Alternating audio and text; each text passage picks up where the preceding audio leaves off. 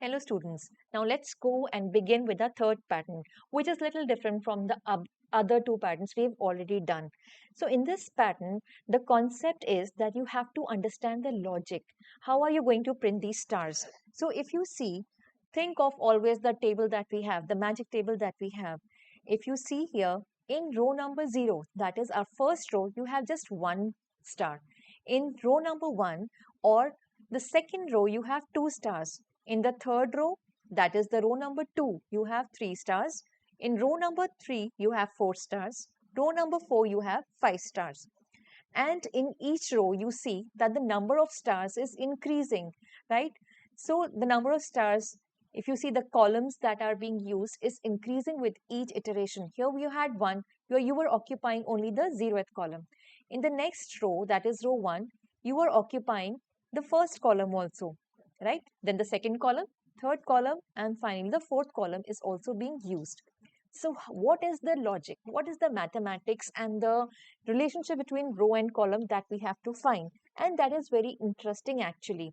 If you closely observe, here the row, we have to start printing the star from column number 0. Do you all agree? So we are starting the stars from column number 0 and we are going as long as row number and column number becomes equal. So here row number is 0 and here column number is 0. So we have printed the star. Here in row number 1, we started printing from 0 and we go on printing till this first column. So now here the row number as well as column number are both 1. So we stop printing this row further. In the next iteration, when we come to row number 2, we start printing from from column number 0 and we go on till the column number becomes 2. So we have 3 stars. In the next row, where row number is 3, we start printing from the 0th column. We print in the first column, we print in the second column, and then we print in the third column. Now row number becomes equal to column number. So we stop printing further. Similarly, in the last row that we have is row 4. Here we start printing from column number 0. We print in column number 1, we print in column number 2, we print in column number 3, and we stop printing this row further when we print a star in column number 4 as well. Let's see how we can program this. So here is the program code. See, in the program code, we have two loops. Why do we have two loops? One for the row and the other is for the column. How many rows do we have? See, we had 5 rows from 0 to 4. So we want to have 5 rows. The sequence that is prepared with this range function is 0, 1, 2, 3 and 4. The next for loop, that is for j in range I plus 1. So now you must be wondering why I plus 1. See, again, just remember this table. You have to print, say for example, 2 stars. So when you want a sequence of 2, so what do you have to use in the range function?